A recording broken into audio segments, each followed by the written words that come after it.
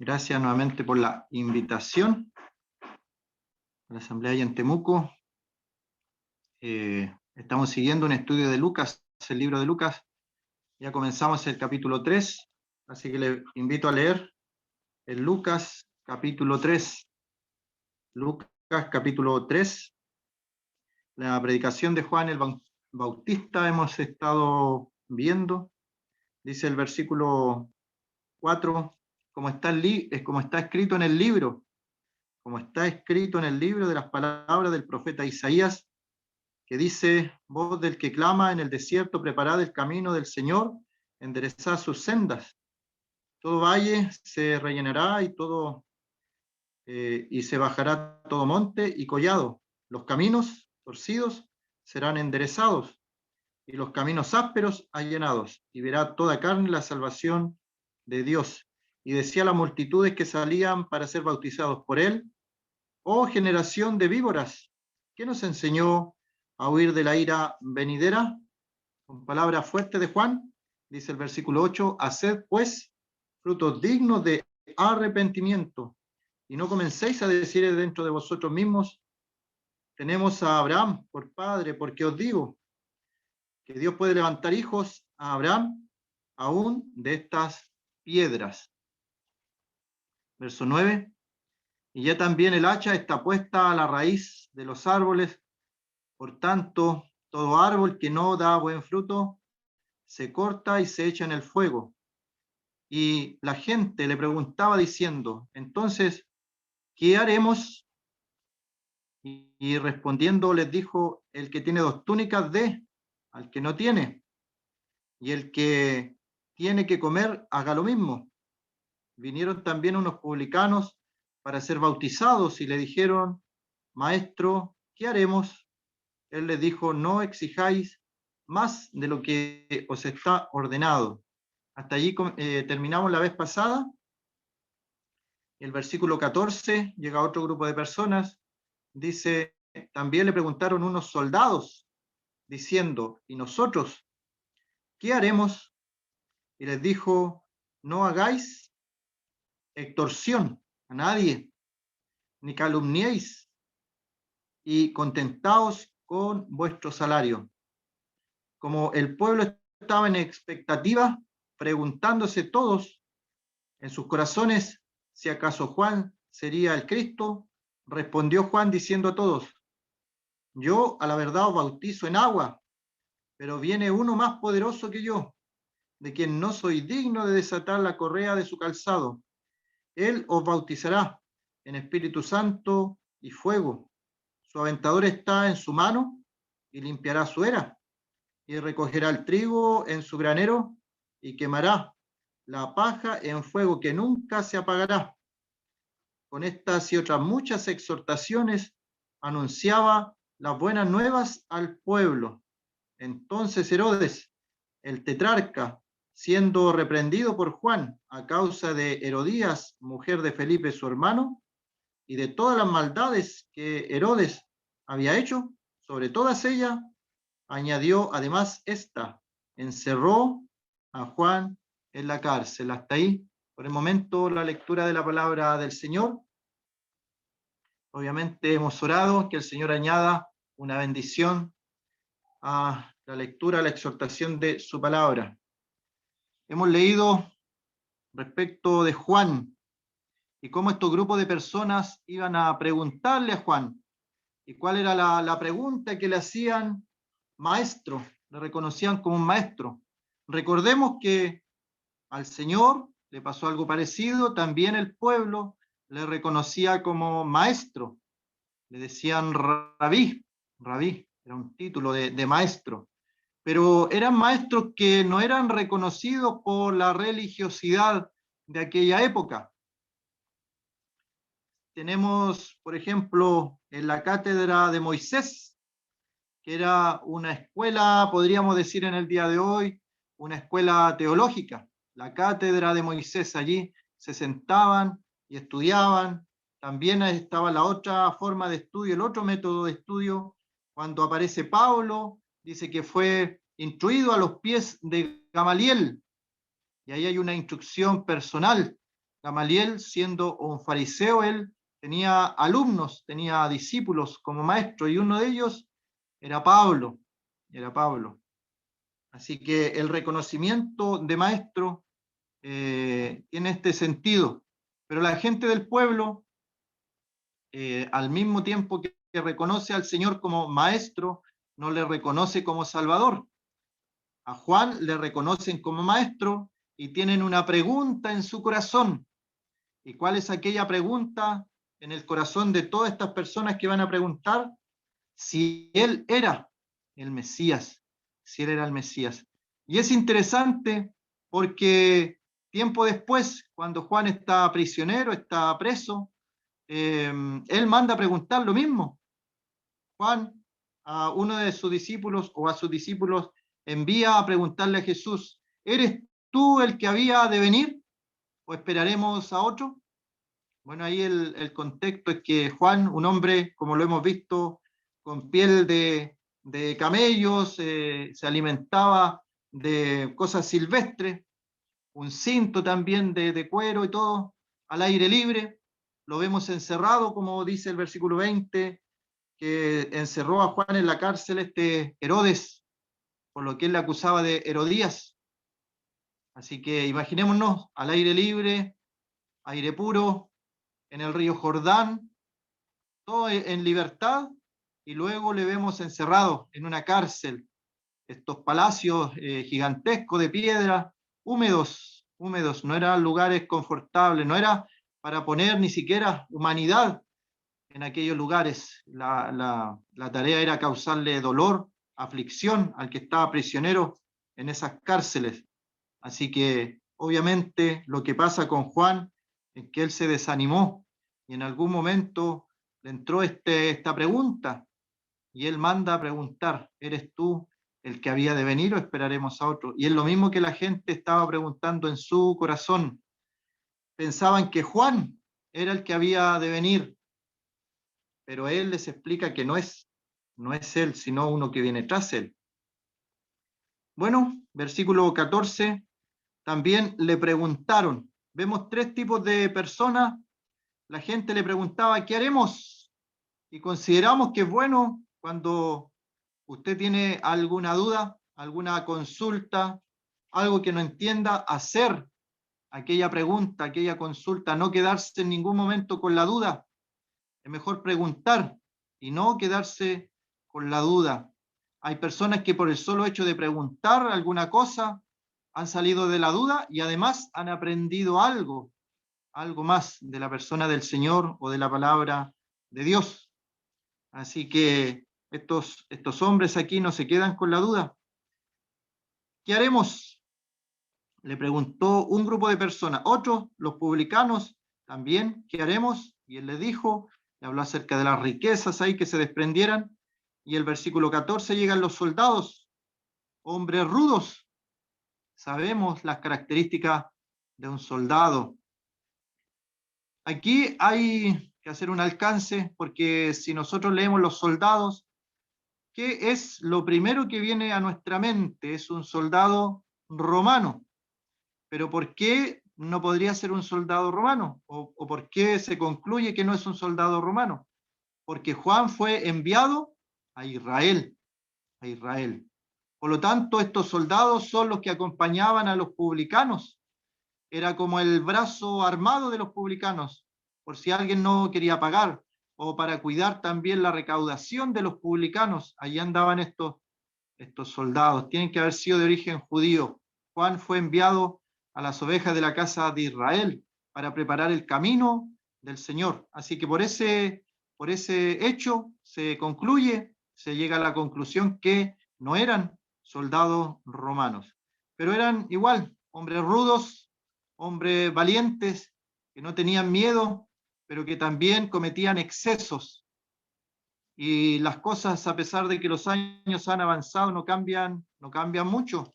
En el día de hoy hay mucha de esta gente de las Fuerzas Armadas o policía que comete excesos por el cargo que ellos ostentan, que el gobierno, el Estado, les ha dado algunas funciones, pero hemos visto noticias, hemos quedado asombrados, que incluso para irnos al extremo, que han muerto personas en manos de policías, en manos de militares que no debieran por qué haber fallecido, no debieran por qué haber muerto. Así que, como digo, los años han pasado, pero las situaciones son parecidas. Le dicen, nosotros, ¿qué haremos? Y ahí Juan le dice, no hagáis extorsión a nadie, no hagáis extorsión a nadie. ¿Con qué tiene que ver la extorsión? Aquella palabrita, ahí nos vamos un poco al idioma que se escribió la escritura, en estos idiomas originales, la palabra allí se podría traducir como algo violento, como algo violento. No hagáis violencia, no hagáis violencia a las personas. Esa es la idea que tiene allí de los soldados. Por eso decía que es muy actual, es muy actual. ¿Hasta qué punto llega un soldado? ¿Hasta qué punto llega un policía? Alguien de la ley.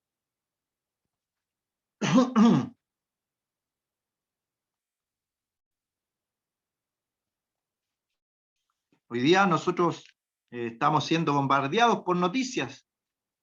Lo que está pasando en Ucrania, lo que está pasando en Rusia. Así que podemos ver los soldados. Podríamos pensar que un soldado es malvado por matar a alguien. Esa es su función. Esa es su función. Han sido entrenados para ello. Pero el tiempo de Juan, acá ¿qué les dice? No hagan extorsión a nadie. Ustedes está bien, ustedes son ordenados por sus autoridades, por sus superiores, tienen ciertas funciones que se las da el Estado, pero no traspasar eso. Así que la extorsión, imaginémonos la idea, tiene la misma idea cuando el Señor le dice a Pedro, Satanás os ha pedido para zarandearos como a trigo. ¿Se acuerda esa palabra que le dijo el Señor a Pedro? Zarandearos como a trigo es mover el trigo de tal forma que caigan aquellos granos. Bueno, esta es la extorsión, mover a una persona con violencia y a tal punto que la persona desesperada entregue todos sus bienes para no seguir más con el tormento que está siendo violentado. Entonces llega hasta ahí, hasta ese punto, y dice, ya, tomen lo que quieran, llévense todos mis bienes, no me interesa, pero déjenme en paz. Esa era la extorsión, la extorsión. Por eso no es nueva de estos tiempos.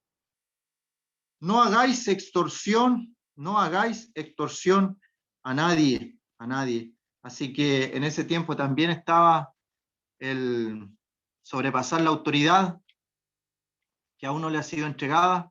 La policía uno tiene que respetarla. Lamentablemente en el día de hoy se está perdiendo el respeto por la policía también. Romanos capítulo 13 nos habla de aquellos que llevan espada, que son vengadores de Dios. Dios los ha puesto allí, en aquel lugar, les ha dado una espada y tienen funciones que cumplir. ¿Y cuántas veces hemos sido ayudados si nos van a robar? Algún policía interviene, nos defiende, nos pone a resguardo, nos pone a salvo. Pero en el día de hoy, lamentablemente, de a poco se ha ido minando esto de la autoridad y hemos visto como imágenes donde personas, donde civiles han pasado por alto la autoridad y golpean a policías, golpean a militares, lanzan incluso bombas molotov. ¿Podría un creyente entrar en estas cosas? ¿Podría un creyente estar en contra de alguna autoridad, de algún gobierno, de alguna policía, de algún militar? Podríamos desesperarnos, ver alguna violencia, pero delante del Señor somos responsables que a esa autoridad que lleva espada la ha puesto Dios, la ha puesto Dios. Y eso sabe que lo tenían presente incluso los primeros cristianos. Ellos no iban contra la autoridad. Oraban. Se oró por Pedro para que lo dejaran salir libre, y Pedro salió libre de la cárcel. Pero al hermano de Juan, a Jacobo, lo mataron a espada. Las autoridades, los soldados lo tomaron y no se resistieron. No vemos una resistencia allí. ¿Puede haber un soldado, un policía, una persona de la milicia, puede ser creyente? Obviamente que sí. Estaba leyendo en nuestro país cómo ha crecido el número de personas cristianas, creyentes, dentro de las Fuerzas Armadas, cómo ya han incorporado capellanías en la Marina, en el Ejército, en la Policía de Investigaciones, en Carabineros también, en la aviación hay capellanías, lugares y personas destinadas a dar ayuda espiritual a personas de convicciones de creencia cristiana. Eso no estaba antes, ha ido avanzando, aumentando. En la Escritura tenemos a Cornelio, era un soldado. Hechos capítulo 10 nos habla de Cornelio, un hombre rudo, un hombre que tomaba las armas, pero él era temeroso con toda su familia y el Señor escuchó la oración. Allí se cumple algo que nosotros mencionamos a veces en el libro de Juan, dice, Dios no oye a los pecadores. Entonces nosotros decimos, bueno, Dios no va a escuchar a un pecador que le ora. Pero ahí mismo en ese verso de Juan dice, pero si alguno es temeroso de Dios, a ese oye. Bueno, Hechos capítulo 10 nos menciona el caso de Cornelio, un soldado, un hombre de armas, un hombre que no le tenía miedo a nada, así eran estos romanos, pero él es afectado por la situación de Israel y llega a un punto de también tomar la fe, vio la espiritualidad que había en esa tierra.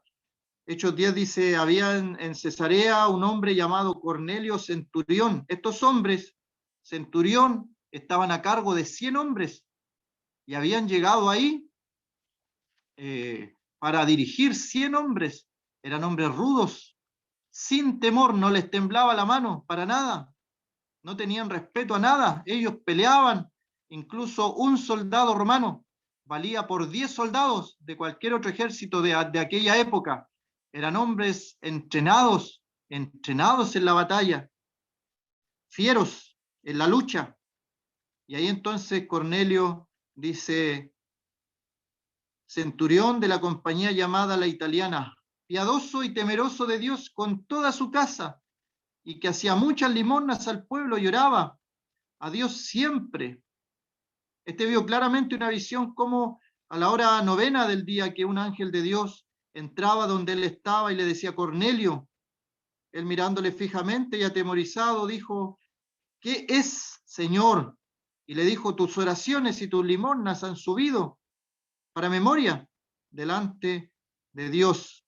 Y luego sigue el relato de que él tiene que enviar a Pedro, tiene que enviar por Pedro, para que Pedro le predique la palabra de verdad. Y luego creen el Evangelio. Y Pedro después dice, porque los que habían oído hablaban lenguas y se magnificaban a Dios. Entonces respondió Pedro, ¿puede acaso alguno impedir el agua para que no sean bautizados estos que han recibido el Espíritu Santo también como nosotros? Y mandó bautizarles en el nombre del Señor Jesús. Entonces le rogaron que se quedase por algunos días. Ahí tenemos la historia completa. Cornelio, un soldado, un centurión, temeroso de Dios, él con toda su casa, haciendo limosnas, oraba siempre a Dios, pero no tenía la salvación. Así que la salvación también es para aquellas personas que están en Fuerzas Armadas, en el Ejército, aviación, carabineros, policía de investigaciones. Y también estas palabras de Juan serían para ellos. ¿Qué debe hacer el soldado? Dice, no hagáis extorsión a nadie, o sea, cumple con tus responsabilidades, no más. Llega hasta el punto que te permite la ley, que te permite la justicia, No sacudas a tu víctima de tal manera de quitarle los bienes. Estas personas cuando hacían eso ya era cruel, de tal forma de infundir temor en las víctimas. Luego dice, ¿y nosotros qué haremos? No hagáis extorsión a nadie, ni calumniéis, y contentaos con vuestro salario. La calumnia. Bueno, así como se puede aplicar para las personas en el día de hoy también, lo que es esto de la extorsión, los que están en la policía, los que están en el ejército, también lo podemos aplicar para los creyentes, los que vienen a continuación. Dice, no calumniéis, es un mandato para el creyente, también la calumnia. ¿Y qué significa calumniar? Acusar a alguien, pero acusarlo falsamente.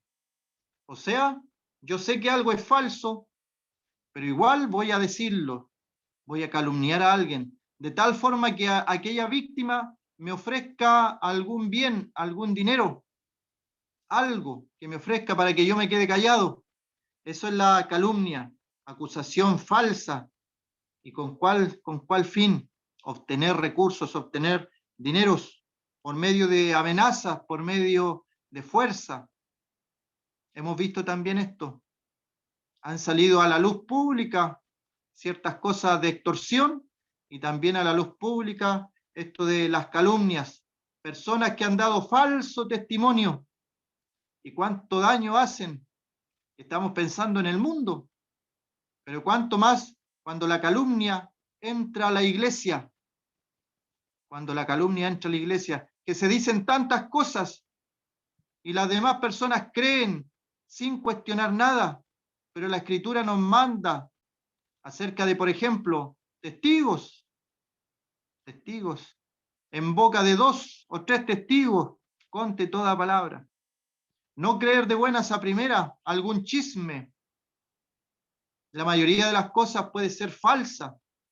¿Cuánto daño se ha hecho a la iglesia también por estas cosas falsas, acusaciones falsas, sin fundamento, invenciones en la mente humana que han hecho daño, obviamente, a iglesias, acusados falsamente?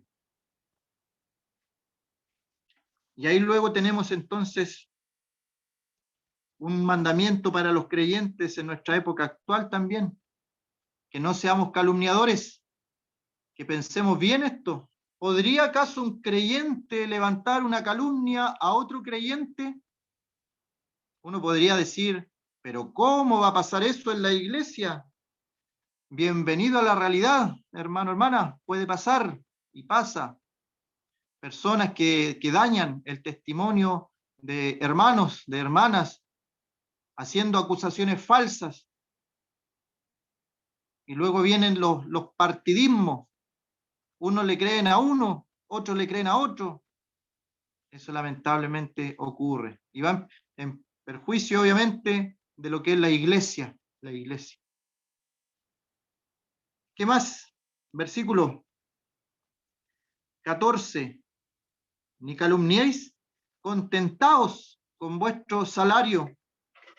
También sabemos que el contexto histórico está hablando de los soldados que estaban allí acompañando a los publicanos. Sabemos que es para el siglo I, para aquella gente, pero nosotros podemos sacar la aplicación, que nosotros debemos también, como creyentes, contentarnos, estar contentos, teniendo sustento y abrigo, dice el Señor. Estemos contentos. Se habló aquí también de la túnica, de las ropas, el que tenía 2, que le diera al que no tenía ninguna. Y ahora estos soldados tenían que estar contentos con su salario. ¿Sabe que los soldados cometen estos actos criminales y el origen de estos actos ilícitos es porque no están contentos, no están satisfechos con lo que el Estado les da, con sus salarios, con sus sueldos?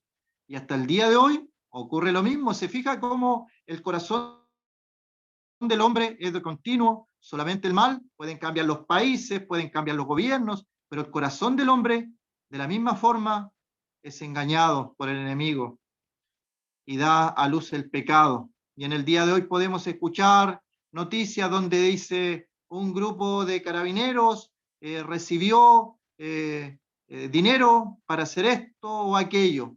Un grupo de militares recibió tantos millones de dólares por hacer esto y esto otro.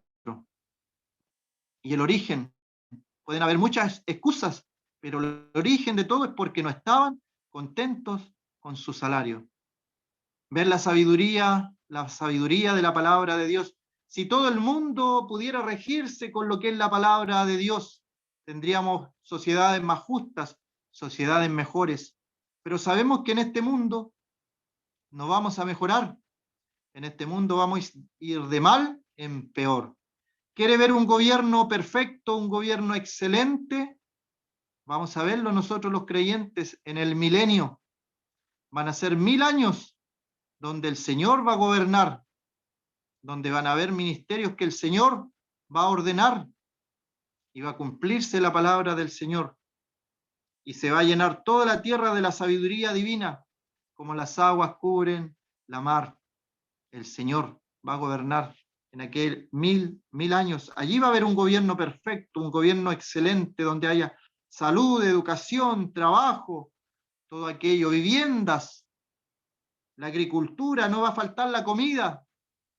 Pero en el día de hoy sabemos que hay corrupción, hay cohecho, hay extorsión, hay calumnia. Y el consejo de Juan, ¿qué haremos nosotros cuando le preguntan a estos soldados? Dicen, no hagan extorsión, no hagan calumnia y estén contentos con el salario que reciben. Y nosotros podemos sacar enseñanzas como creyente también. ¿Alguna vez te ha desanimado el sueldo, el salario que recibes mensualmente? Y comienzas a quejarte delante del Señor. Y me falta para esto y para esto otro. Teniendo sustento y abrigo, estemos contentos, dice el Señor. ¿Sabe también que hay consejos respecto al dinero? No dice en ninguna parte, en ningún lugar, que el dinero es malo. Hay hombres muy ricos en la Escritura. Tenemos el caso de Job, tenemos el caso de Abraham, hombres, pero muy ricos, muy ricos. Abraham se dice que va a una guerra con sus trabajadores, más de 300. Job tenía abundancia en ganado, en tantas cosas. Bueno, eran hombres que ponían a Dios en primer lugar. Esa es la diferencia. La Escritura dice, principio de todos los males es el amor al dinero. Principio de todos los males es el amor al dinero. No dice que el dinero es malo, es el amor al dinero. Y también el Señor habló acerca de la idolatría, no respecto a los dioses falsos, sino que respecto al dinero. Ninguno puede servir a dos señores, refiriéndose al dinero, porque sabe que el dinero desvía a muchos en el camino. Y cada uno está libre, cada uno está libre. Yo recuerdo una oportunidad, se me viene a la mente ahora, recuerdo que por algo espiritual, fue una decisión espiritual, dejar ciertas horas de trabajo en un lugar. Y lo impensable, cuando lo propuse, me ofrecieron más dinero. ¿Quién hace eso? De ofrecer más dinero. Pero el Señor ya había trabajado en el corazón. Ese trabajo era bueno, pero, ¿qué es lo que estaba pasando en la vida espiritual? No era bueno. Uno tiene que elegir, uno tiene que ser sabio en las elecciones que toma. A veces hay hermanos que por un beneficio económico van a lejanas tierras a trabajar, dejando familias solas. Luego de un tiempo tienen un poco más de dinero, pero ya no tienen familia. Han perdido sus convicciones. No están con el mismo fervor que en su comienzo respecto al Señor. Nos vamos a trabajar a una ciudad lejana, hermano, ¿y hay alguna asamblea, alguna iglesia congregada en esa ciudad? sabe que no sé, parece que no. ¿Dónde están entonces las prioridades? ¿Dónde está lo primero? Por eso vuelvo a repetir, el dinero en ninguna manera es malo, pero el amor al dinero sí. Si ponemos la prioridad en ello, eso nos va a llevar a lo malo espiritualmente. Contentaos con vuestro salario, contentaos con vuestro salario. Y dice el versículo 15, como el pueblo estaba en expectativa, preguntándose todos en sus corazones si acaso Juan sería el Cristo. Y aquí hay algo nuevamente respecto a las preguntas. Le habían hecho la pregunta a Juan, estas personas, estos ciudadanos, sabe que se habían quedado con la duda, no le habían hecho la pregunta. Y dice la Escritura que tenían esta pregunta en sus corazones, en sus corazones. Yo te pregunto a ti, ¿tienes algo en tu corazón, en tu mente? Hay personas que tienen dudas respecto al futuro y les da vergüenza preguntar. No te quedes con la duda. Hoy día hay tanto para instruirse autodidactamente también. Hay libros, está internet, pero siempre decimos hay que tener cuidado, hay que ir con una dirección, con un amigo que lo dirija, porque a internet se puede subir cualquier cosa. Uno puede buscar información de algo y van a aparecer muchas cosas que no son doctrinalmente sanas. Así está la internet en el día de hoy. Cualquier persona puede subir algo, falsas doctrinas, y cualquiera lo puede leer. Así que se puede investigar, pero con la dirección adecuada. Pero estas preguntas en el corazón, todos en sus corazones se preguntaban, ¿será este el Cristo? Es la misma pregunta que Juan después envía a hacer al Señor.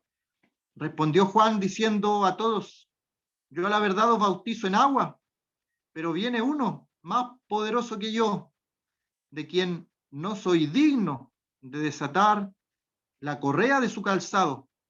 Él os bautizará en Espíritu Santo y fuego. Y este versículo es asombroso, asombra, porque el carácter de Juan se demuestra aquí. ¿Quién más que Juan hubiera podido elevarse a la gloria, ponerlo en un pedestal? Estaba convirtiendo a multitudes. Las multitudes salían a él, a escucharlo, lo buscaban. Pero ¿sabe qué? El mejor ejemplo de humildad es Juan.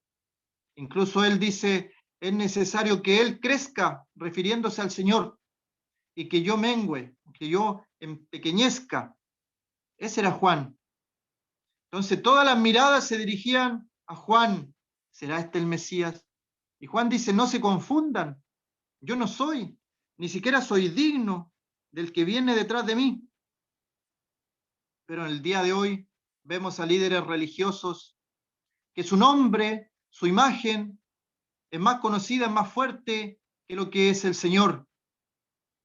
Y muchas personas se abanderizan con ciertos líderes. Llegan a decir, yo voy a la iglesia del pastor tanto. O los nombres también de alguna congregación son elevados. La persona es idealizada a un punto tal que recibe toda adoración él y no la persona del Señor.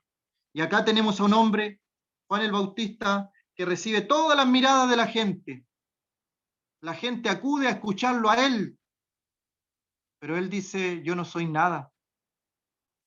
Comparándome con el que viene detrás de mí, no soy nada, no soy digno. No soy digno de desatar la correa de su calzado. Este trabajo, ¿saben quién lo hacía? Los siervos, los esclavos. Tomaban el calzado de la persona, lo desataban para luego poner sus pies en agua y lavarles los pies. ¿Se acuerda quién hizo esto? cuando estaba a punto de partir el Señor, en lo que así se conoce como la última cena. Y el Señor debe haber esperado un buen momento, pero nadie hizo el trabajo de siervo. Nadie se dio ese trabajo, ni siquiera se cuestionó. Tal vez todos esperaban que otro viniera. ¿Por qué yo tengo que hacerlo? ¿Sabe quién se levantó?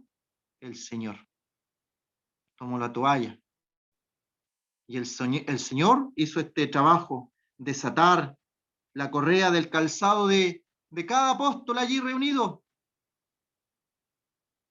Incluso el traidor, Judas, también estaba allí. Recordémonos que él participó un momento de aquella reunión. El Señor tomó el lugar de siervo, el lugar de siervo. ¿Cuánto nos cuesta tomar ese lugar, el lugar de siervo? Y todos y cada uno, me incluyo, tenemos que cuidarnos de eso. Que cuando las miradas se dirijan a nosotros, dirigir las miradas al Señor, al Señor, al Señor. No transformarnos en líderes de un movimiento. Juan pudo haberse transformado en el gran líder del movimiento. Pero él que dijo, yo vine a hacer un trabajo, vine a preparar el camino para el Señor. Eso es lo que estoy haciendo y lo estoy preparando. Y es necesario que cada vez el Señor vaya creciendo más y yo vaya empequeñeciendo. Y es el mismo pensamiento que tenemos que tener nosotros, hermanos, que cada vez el Señor vaya creciendo en nuestros ministerios, en nuestra fe, en nuestras convicciones, que el Señor crezca y que el yo vaya cada vez siendo más pequeño, cada vez siendo más pequeño. Lo que las personas conozcan de nosotros, a veces lo notamos y dicen, nos dan características buenas de nosotros mismos.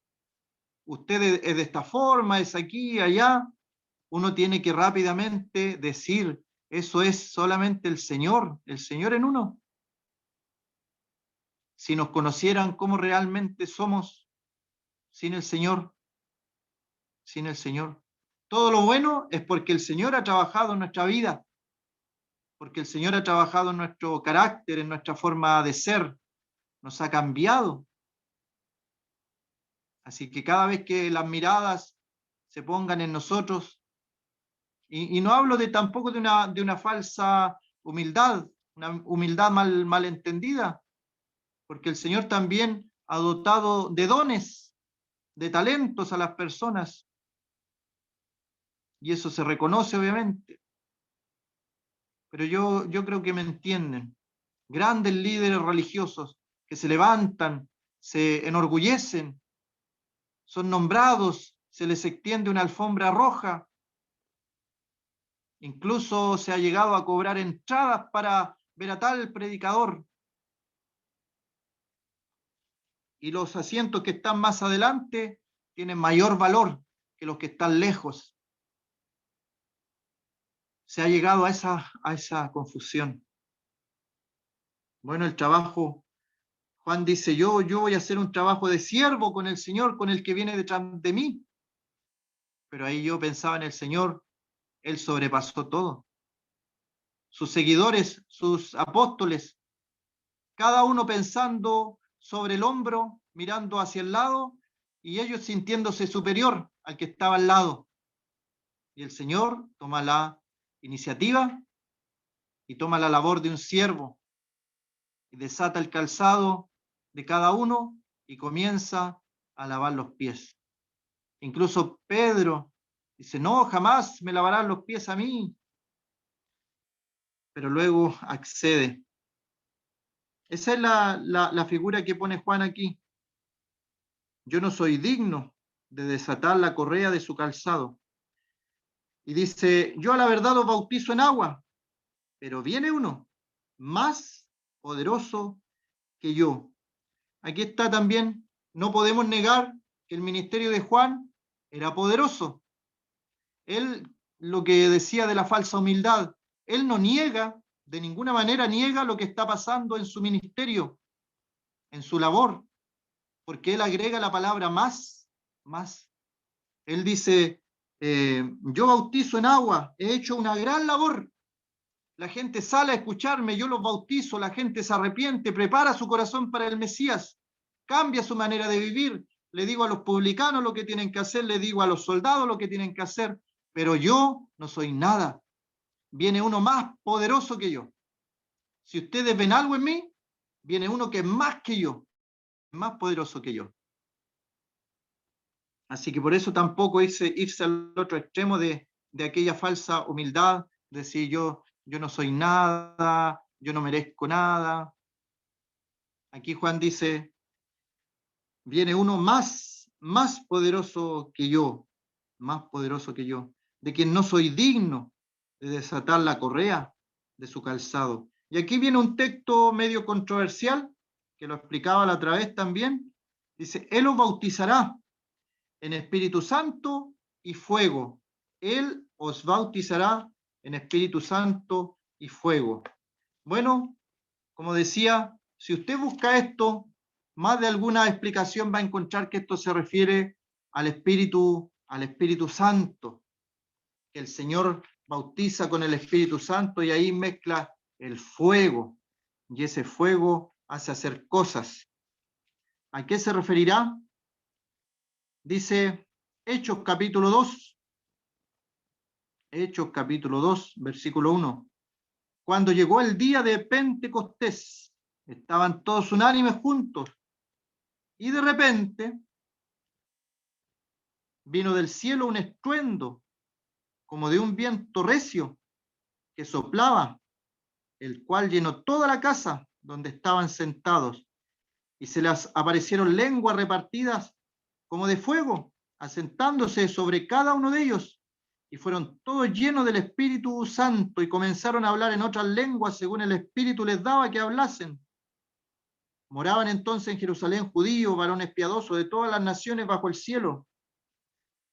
Y hecho este estruendo, se juntó la multitud y estaban confusos porque cada uno les oía hablar en su propia lengua. Quedemos hasta ahí por el momento.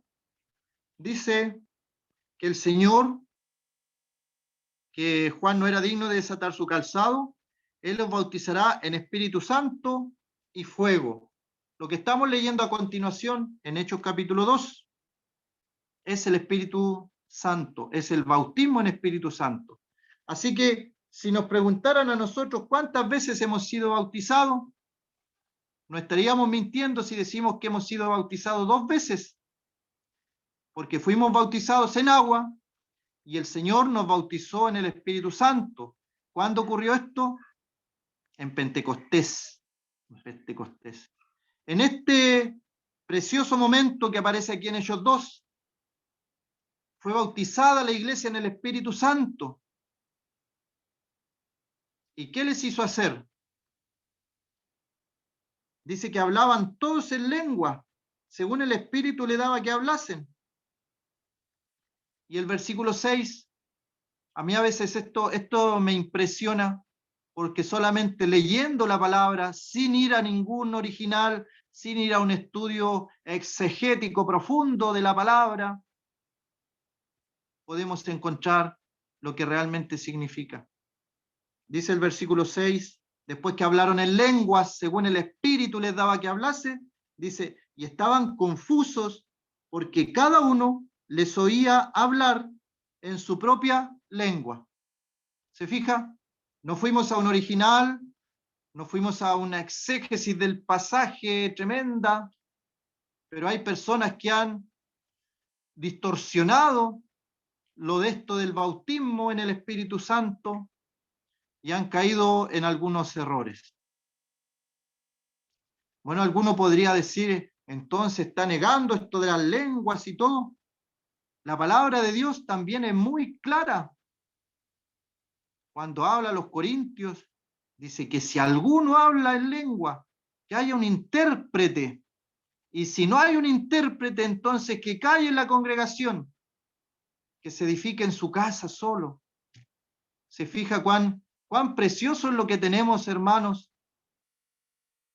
Yo sé que el Señor en su soberanía ha salvado mucha gente en ciertos lugares que tienen estas costumbres, pero que le desvían en una dirección que luego entran en unos peligros doctrinales.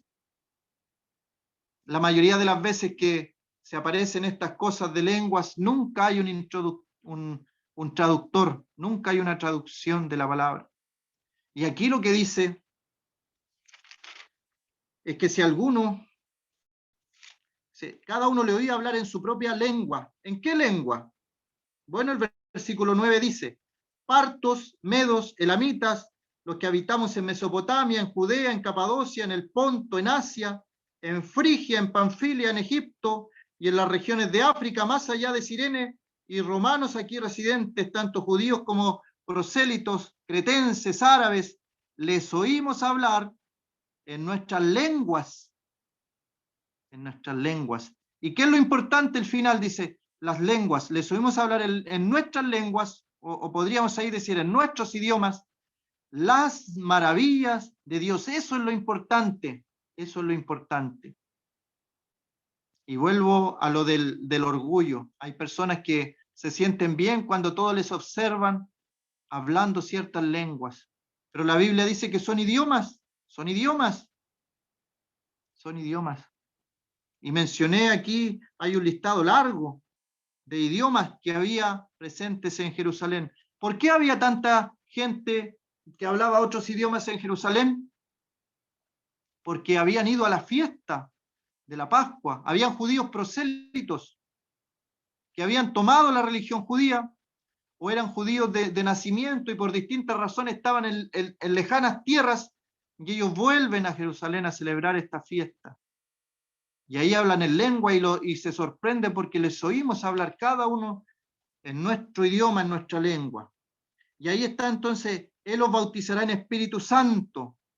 Él los bautizará en Espíritu Santo. Y luego viene el bautismo en fuego. Bautizar a alguien en fuego solamente lo puede hacer Dios.